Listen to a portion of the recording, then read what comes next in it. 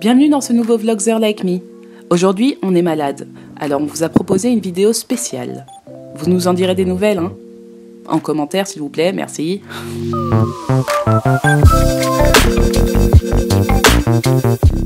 Posons les bases. Une newsletter, c'est quoi?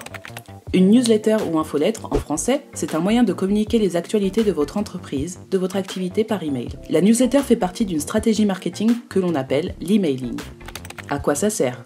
Très bonne question. Eh bien, ça sert à créer du lien avec vos clients. Ça sert aussi à prospecter.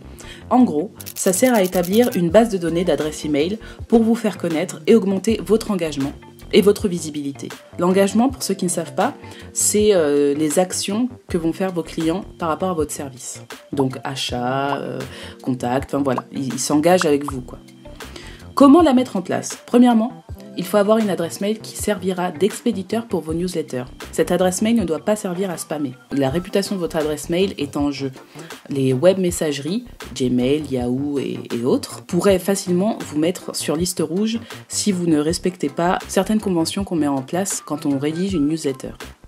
Une fois que vous avez votre adresse mail dédiée, il faut que vous ayez en tête l'objectif de votre newsletter. Qu'attendez-vous de vos destinataires? Comment le mettre en avant dans votre email? Selon nous, il est très important de déjà, d'avoir un design en cohérence avec l'identité de marque. Par exemple, si vous dirigez une entreprise de vêtements pour enfants, il y a un certain code couleur à appliquer pour que votre identité de marque parle facilement à votre audience. 2. Pour ceux qui veulent se lancer dans l'intégration de cette newsletter, un code propre augmente vos chances de ne pas finir en spam. Donc, je vous invite à aller voir les best practices, comme on dit dans le milieu, pour intégrer au mieux un email. Numéro 3, pensez à la version mobile. On est tous très souvent sur nos téléphones et nous avons tendance à ouvrir nos emails sur nos téléphones. Donc si le design n'est pas adapté à l'écran de notre téléphone, la newsletter risque de passer à la trappe. Numéro 4, soyez constante. Pourquoi? Parce qu'il vous faut du temps pour avoir une bonne réputation auprès des web messageries sur lesquelles vous allez envoyer ces newsletters.